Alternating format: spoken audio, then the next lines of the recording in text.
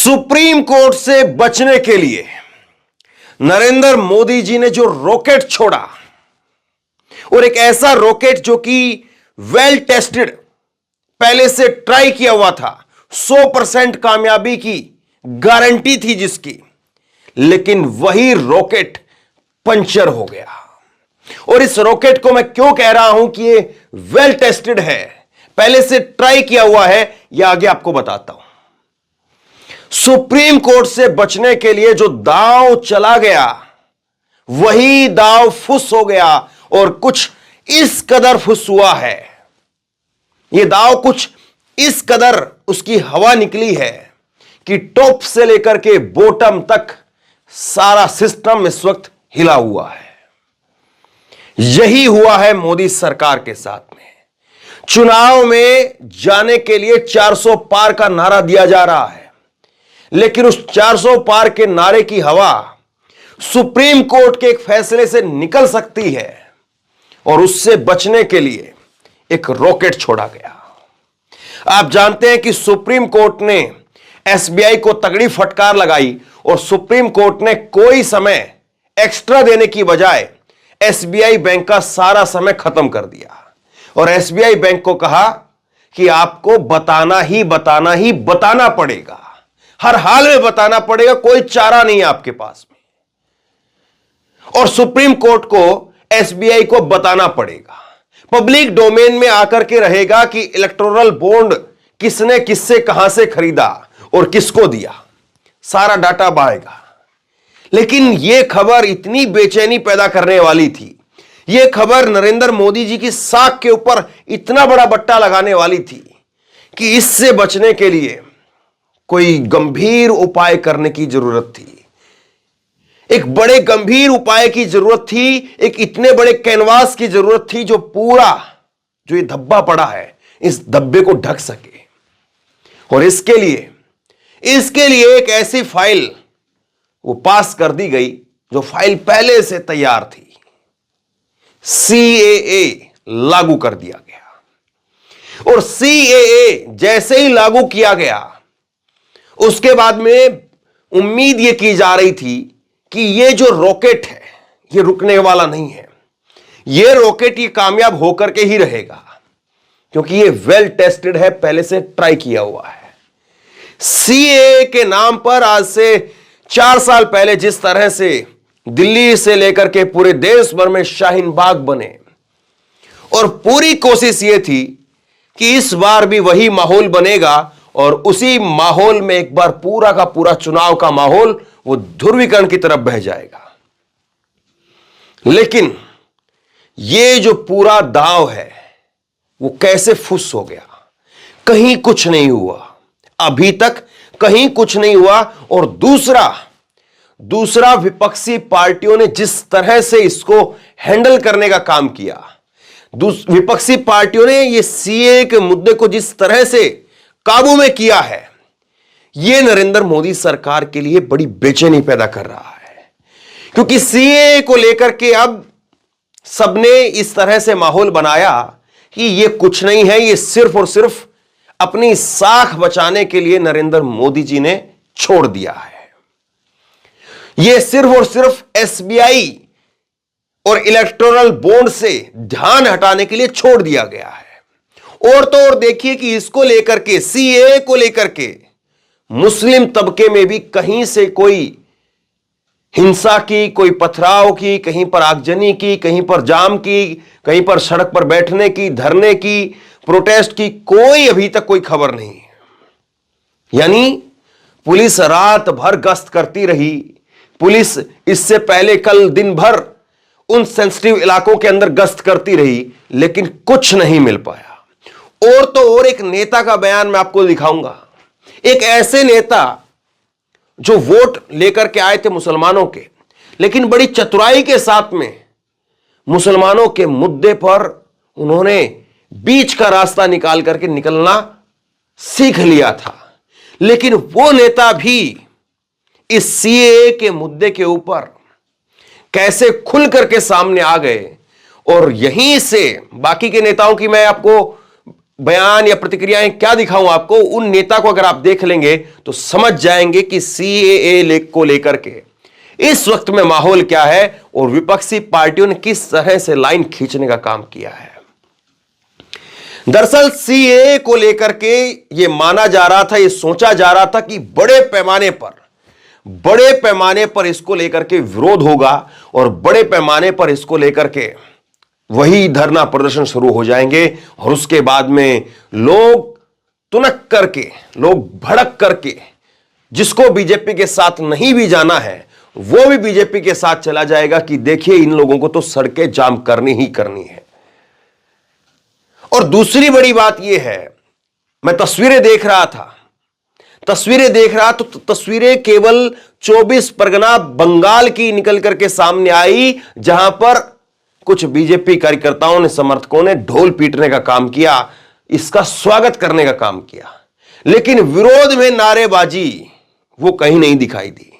विरोध के अंदर नारेबाजी कहीं नहीं दिखाई दीजिए और छोड़ दीजिए उस बात को कि पथराव कहां है, धरना कहां लग रहा है, कहां किस चीज को बंद किया जा रहा है, कहां कौन सा भारत बंद बुलाया जा रहा है, सब चीजें धरी रह गई।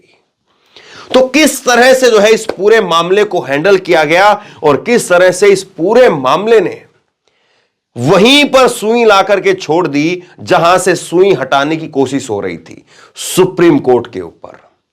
सुप्रीम कोर्ट के ऊपर, एसबीआई के ऊपर और चुनाव आयोग के ऊपर 3 बड़े मुद्दे इस वक्त में देश के अंदर हैं और लोगों ने पहले 2 बड़े मुद्दों को चुना। पहला मुद्दा कि किस तरह से चुनाव आयोग के एक चुनाव आयुक्त जो कि मोदी सरकार के पहली पसंद थे, जिनको मोदी सरकार वीआरएस दिलवा करके लेकर के आई और बिजली की स्पीड से उनको उस कुर्सी तक पहुंचा दिया, लेकिन वही ऐसी क्या खता हुई, ऐसी क्या आपस के अंदर खटास हुई या मनमुटाव हुआ या मतभेद हुए कि वही इस्तीफा दे गए। तो खबर यह थी और खबर इसको लेकर के और तमाम तरह की थी कि क्या कोई अंदर से ईवीएम का खेल किसी को पसंद नहीं आया, इस तरह से इस्तीफा दे दिया है, ये बातें वो बातें तमाम बातें चलने लगी। उसके बाद में दूसरी बड़ी बात निकल करके आ गई सुप्रीम कोर्ट से और जिस बात की उम्मीद कोई नहीं कर रहा था वही हो गया।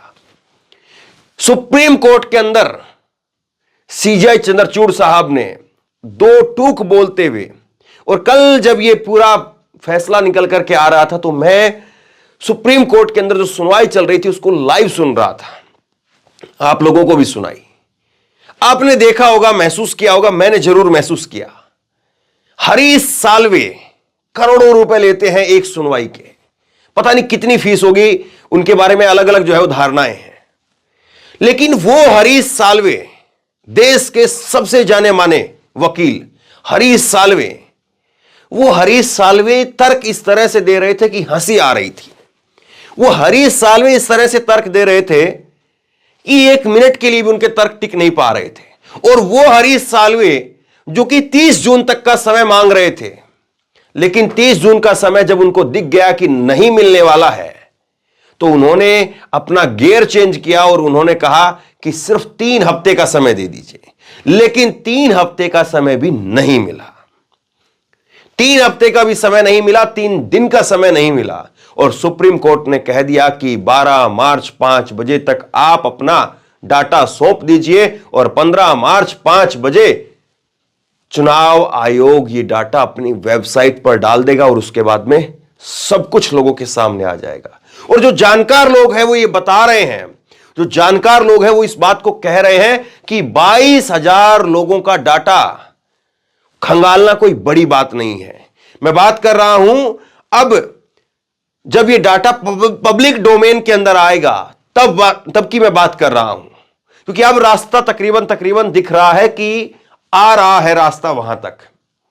और रास्ता अगर यहां तक आ गया है कि सुप्रीम कोर्ट के कहने पर डाटा अब सामने रखना ही पड़ेगा, तो अब जानकार लोग इस बात को बता रहे हैं कि 22,000 लोगों का डाटा वो कैच करना, 22,000 लोगों का डाटा उसमें चेक करना, उसकी जो है वो कहां से शुरुआत हुई, कहां से किस किस के थ्रू कहां से घूम करके कहां तक पहुंचा, वो जो टेल है उसको पकड़ना कोई बड़ी मुश्किल जो है वो काम नहीं है, कोई बहुत मुश्किल काम नहीं है।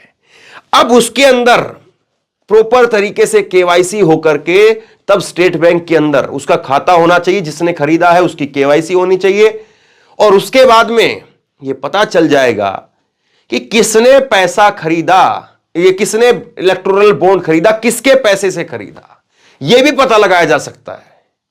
क्योंकि अब यह बात निकल करके आ रही है, बहुत सारे लोग, बीजेपी समर्थक लोग इस बात को कह रहे हैं कि कौन सी बड़ी लड़ाई जीत ली, कुछ नहीं जीता है। अगर डाटा हाथ लग भी जाएगा तब भी क्या है, अंबानी ने खुद अपने हाथ से तो डाटा, अपना पैसा जो है वो लेकर के दिया नहीं होगा, अडानी ने अपने हाथ से अपने नाम से तो पैसा दिया नहीं होगा। पता नहीं बड़े बड़े लोगों के कितने बड़े बड़े और कितने छोटे छोटे लोग होते हैं जो उनके लिए कुछ भी काम करने के लिए तैयार हो जाते हैं। तो किसी का पैसा किसी के नाम से और किसी को पहुंच सकता है, कैसे उसको पकड़ लोगे? तो जानकार लोग ये कह रहे हैं, एक्सपर्ट इस बात को कह रहे हैं कि 22,000 लोगों का डाटा वो ट्रैक करना कि कहां से पैसा चला था, फिर वो पैसा कहां गया, फिर पैसा कहां आया, और फिर पैसा आखिरी में अंतिम में किसको गया। अगर 2 आदमियों 3 आदमियों के जरिए भी पैसा घूम करके आया है तो भी उस पैसे को ट्रैक करना कोई बड़ी बात नहीं है। आज के दौर में टेक्नोलॉजी इतनी फास्ट है, आज के दौर में जो सिस्टम है वो इतना फास्ट है। कुछ जानकार लोग ये कह रहे हैं कि 22,000 लोगों का जो डाटा है वो महज कुछ लोगों की टीम मिलकर के बड़ी आसानी से डिकोड किया जा सकता है। थोड़ा बहुत आप छोड़ दीजिए कि उसके अंदर पेचीदगियां होंगी, लेकिन 22,000 लोगों का डाटा डिकोड करना कोई मुश्किल काम नहीं है। बस एक शर्त है, एक शर्त है कि कल को जो डाटा डिकोड होकर के आएगा कि फलाने आदमी से डाटा पैसा चला था, फलाने आदमी के खाते में गया, फलाने आदमी ने फिर ये इलेक्टोरल बॉन्ड खरीदे, फिर फलाने आदमी को दिए और फलाने आदमी ने फलानी पार्टी को दिए। तो ये जो ट्रैक करके जो सिस्टम से लोग जो है वो निकालेंगे पूरी क्रोनोलॉजी को, बस एक डर ये है कि उसको नरेंद्र मोदी की सरकार मानने से ही इनकार कर दे। तब उस सिचुएशन के अंदर लोग किस पर भरोसा करेंगे, यह बड़ा सवाल है। यह जिस तरह से है कि पैसा वहां से निकला, पैसा फिर इसके यहां आया, फिर उसके वहां चला गया, तो इसको जो डिकोड करने का काम करेंगे, अब जाहिर सी बात है कोई सरकारी संस्था तो करेगी नहीं, जाहिर सी बात है कोई सरकार का आदमी भी नहीं करेगा, कोई एजेंसी भी नहीं करेगी। तो इस काम को करेगा कौन? इस काम को प्राइवेट प्रोफेशनल लोग करेंगे। प्राइवेट प्रोफेशनल लोग वो बताएंगे कि हां यहां से पैसा चला, यहां पर इसको गया है। इस बात को बस बीजेपी ये कह सकती है, या बीजेपी के समर्थक ये कह सकते हैं कि ये तो प्राइवेट लोग हैं, ये खुद बिके हुए लोग हैं, इसीलिए वो किसी और का नाम झुठमुठ में ले रहे हैं। ये केवल और केवल आपको जो है वो अगले कुछ दिनों के अंदर वो अंधभक्तों की आईटी सेल के अंदर यही एक केवल तर्क बचेगा, इसके अलावा तर्क बचने की गुंजाइश नहीं है। और आप इस बात से भी सोच लीजिए, अगर इस बात में दम नहीं होता, अगर सुप्रीम कोर्ट के अंदर एसबीआई को इलेक्टोरल बॉन्ड का डाटा सौंपने में कोई खतरा नहीं होता, तो इतनी फजीयत नहीं होती। ये खिचड़ी इतनी समय ले गई, इसका मतलब यह है कि खिचड़ी में कुछ न कुछ है। ये दाल पकने में इतना समय ले गई, इसका मतलब इस दाल में कुछ न कुछ तो है। अब ये पूरी दाल काली है, 60% दाल काली है, 70% दाल काली है, ये बस अब कुछ दिनों का महज वक्त है और कुछ दिनों के बाद सामने आ जाएगा। लेकिन अब सोचिए जरा, एक ही खबर के अंदर मुझे 2 खबरें बतानी पड़ रही है आपको। सीए की खबर बतानी पड़ रही है और उसके साथ साथ ये एसबीआई की, चुनाव आयोग की, इलेक्टोरल बॉन्ड की बतानी पड़ रही है। और यही बीजेपी का इस वक्त में बड़ा दांव था कि जहां पर बात हो रही थी एसबीआई की, इलेक्टोरल बॉन्ड की, इलेक्शन कमीशन की, उसके बीच में एक बड़ा सीएए का मुद्दा छोड़ दिया जाए। और फिर वहां पर प्रोटेस्ट, यहां पर प्रोटेस्ट, यहां ये हो गया, वहां ये हो गया, उसका ऐसा कर दिया, उसका वैसा कर दिया, वो खबरें इतनी सारी बन जाएं कि आदमी फिर एसबीआई को छोड़ करके सीएए को पकड़ ले। और सरकार को उसमें नुकसान नहीं, उसमें फायदा ही फायदा है। एक तरफ तो एसबीआई का मुद्दा जो है वो गौण हो गया, नीचे चला गया, और दूसरी तरफ सीएए का मुद्दा जितना उभरेगा, जितना ताकतवर होगा, फिर वो बात कहने में बड़ी आसानी होगी। जो बात बीजेपी के सांसद कह रहे हैं, नरेंद्र मोदी के सांसद कह रहे हैं कि अब की बार 400 सीट दिलवा दो, इस बार हमें संविधान बदलना है। क्यों संविधान बदलना है? क्योंकि संविधान ये कांग्रेस ने बनवाया और ये संविधान कुछ इस तरह का बनवा दिया है जिससे हिंदू समाज के लोगों का शोषण किया जा रहा है। यह फिर जो है बताने की कोशिश की जाएगी। अभी एक छोटी सी घटना हुई थी दिल्ली के अंदर, छोटी सी घटना। एक नमाजी को लात मार दी गई और नमाजी को लात मारने की वजह से लोग इकट्ठा हो गए, मीडिया में बातें आ गई और लिहाजा उस सब इंस्पेक्टर को सस्पेंड करना पड़ा। और उसी को लेकर के बहुत तमतमाए हुए हैं आईटी सेल के लोग, उसी को लेकर के बहुत तमतमाए हुए हैं अंधभक्त ब्रिगेड के लोग और कह रहे हैं कि देखिए ये लोग तो अपने तरीके से अब चीजें चलाने लगे, ये लोग तो चाहेंगे उसको सस्पेंड करवा देंगे। तो यही जो है वो अपने आप में सीए को लेकर के बड़ा नैरेटिव सेट करने का काम करता कि देखिए फलां जगह पर सीए की वजह से आंदोलन शुरू हो गया, फलां जगह पर यह हो गया है। अब लोग सड़कों पर नहीं आए तो मुसीबत यह है कि लोग आ क्यों नहीं रहे हैं। यह बड़ी मुसीबत है इनके सामने कि अगर लोग सड़कों पर आ जाएं तो हमारा काम आसान हो जाए। नैरेटिव गढ़ने के अंदर, नैरेटिव बताने के अंदर बहुत आसानी हो जाएगी। अब मैं जिस नेता का जिक्र कर रहा था उसका ट्वीट मैं आपको दिखाता हूं। अरविंद केजरीवाल। अरविंद केजरीवाल वो नेता हैं जो दिल्ली के अंदर जब जीते तो केवल और केवल जो है वो ऐसा नहीं है कि एक तबके की वोट लेकर के जीते, ये सही है, लेकिन एक बड़ा तबका है जो अरविंद केजरीवाल के साथ लगा और पूरा समर्थन अरविंद केजरीवाल के साथ झोंका। इतना झोंका कि कांग्रेस 0 पर कर दी। लेकिन अरविंद केजरीवाल बड़े चुप होकर के, बड़े सहज होकर के निकलते हुए दिखाई दिए। चाहे वो दिल्ली के अंदर विधानसभा चुनाव की बात हो और चाहे गुजरात के अंदर विधानसभा चुनाव की बात हो। जिस वक्त में बिल्किस बानो का केस था उस वक्त में भी गुजरात विधानसभा चुनाव से कैसे आम आदमी पार्टी इस मुद्दे से बच करके निकलती हुई दिखाई दी। लेकिन आज अरविंद केजरीवाल का ट्वीट मैं आपको दिखाता हूं। बड़ा लंबा चौड़ा इन्होंने अपनी तरफ से ट्वीट किया है, सुनिए जरा, और लिखा भी अच्छा है। क्या लिखा सुनिए। 10 साल देश पर राज करने के बाद ऐन चुनाव के पहले मोदी सरकार सीएए लेकर आई है। ऐसे वक्त जब गरीब और मध्यम वर्ग महंगाई से करहा रहा है और बेरोजगार युवा रोजगार के लिए दर दर की ठोकरें खा रहा है, उन असली मुद्दों का समाधान करने की बजाय ये लोग सीएए लाए हैं। कह रहे हैं कि 3 पड़ोसी देशों के अल्पसंख्यकों को भारत में नागरिकता दी जाएगी, यानी ये पड़ोसी देशों के लोग भारत में ला करके बसाना चाहते हैं। क्यों? अपना वोट बैंक बनाने के लिए। जब हमारे युवाओं के पास रोजगार नहीं है तो पड़ोसी देशों से आने वाले लोगों को रोजगार कौन देगा? उनके लिए घर कौन बनाएगा? क्या बीजेपी उनको रोजगार देगी? क्या बीजेपी उनके लिए घर बनाएगी? पिछले 10 सालों में 11 लाख से ज्यादा व्यापारी, उद्योगपति इनकी नीतियों और अत्याचारों से तंग आकर के देश छोड़कर चले गए। उन्हें वापस लाने की बजाय ये पड़ोसी देश के गरीबों को लाकर भारत में बसाना चाहते हैं। क्यों? सिर्फ अपना वोट बैंक बनाने के लिए। पूरा देश सीएए का विरोध करता है। पहले हमारे बच्चों को नौकरी दो, पहले हमारे लोगों को घर दो, फिर दूसरे देशों के लोगों को हमारे देश में लाना।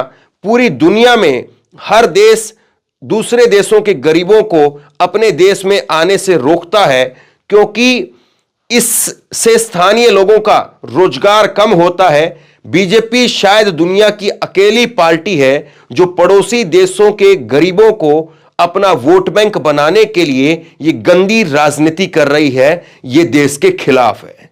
खासकर असम और पूरे उत्तर भारत के लोग इसका सख्त विरोध करते हैं। जो बांग्लादेश से होने वाले माइग्रेशन का शिकार रहे हैं और जिनकी भाषा संस्कृति आज खतरे में है, बीजेपी ने असम और पूरे उत्तर पूर्वी राज्यों के लोगों को धोखा दिया है। लोग इसका लोकसभा चुनाव में जवाब देंगे। यह अरविंद केजरीवाल का ट्वीट है। अरविंद केजरीवाल ने लंबा चौड़ा एक ट्वीट किया और अरविंद केजरीवाल ने एक लंबी लाइन खींचने का काम कर दिया। और मैं इसीलिए कह रहा था आपको कि अरविंद केजरीवाल ने इतना लंबा लिखा है और मुझे लगता है कि काफी हद तक ठीक लिखा है। एक लाइन मैं अक्सर कहता हूं तो उसको आज भी कहूंगा, भारत की हमेशा संस्कृति रही है कमजोर के साथ, गरीब के साथ खड़ा होना। भारत का हमेशा से मानना रहा है कि वो कहीं पर भी दुनिया के अंदर अगर अशांति हो रही है तो उसके लिए आगे बढ़कर के मदद मुहैया कराता है। लेकिन सवाल फिर यह उठेगा कि भारत की संस्कृति कमजोर के साथ खड़े होने की रही है, इसको फिर आप गैर मुस्लिम का चश्मा बना करके क्यों पेश कर रहे हैं कि हम उन्हीं को लेंगे जो गैर मुस्लिम है? क्यों ये चश्मा आपने अलग से बनाया? अगर भारत की जिस तरह से संस्कृति रही है कि गरीब के साथ, कमजोर के साथ हम खड़े होंगे, तो फिर आप ये कहते कि जो कोई भी है, जिसका भी शोषण हो रहा है, हम उन सबको लेंगे, उसमें चाहे मुस्लिम है चाहे दूसरे धर्म के लोग हैं। हम इसमें जो धर्म को लेकर के जो सवाल आ रहा है, धर्म को लेकर के जो चीजें कही जा रही है, उसको हम जो है वो न्यूट्रल कर देंगे। तब जो है वो बात होती कि हां वाकई बीजेपी सबका साथ, सबका विकास की बात कर रही है। लेकिन यहां पर भी बीजेपी ने अपना नारा ऐसा लगता है कि सार्थक नहीं किया। और शायद यही एक वजह है कि इतना बड़ा मुद्दा, इतना बड़ा रॉकेट चलने से पहले पंचर हो गया, क्योंकि लोगों को समझ में आ गया इधर से अगर एक आंदोलन खड़ा होगा तो दूसरी तरफ से नैरेटिव चलाया जाएगा और बीच में जो मुद्दे हैं वो खत्म हो जाएंगे। लेकिन पूरा फोकस उसी पर है। शेयर कीजिए इस खबर को और आप क्या सोचते हैं नीचे कमेंट बॉक्स में लिख करके जरूर बताइए। और इसी तरह की तमाम खबरों के लिए ऑनलाइन न्यूज इंडिया को सब्सक्राइब कीजिए, साथ में जो बेल आइकन है घंटी उसको जरूर दबाइए, ताकि जैसे ही कोई खबर अपलोड करें उसकी नोटिफिकेशन सीधे सबसे पहले आपको मिल सके। अगर ये वीडियो फेसबुक पर देख रहे हैं तो फेसबुक पर हमारे पेज को लाइक कीजिए, फॉलो कीजिए और इस खबर को शेयर कीजिए। आपका बहुत बहुत धन्यवाद।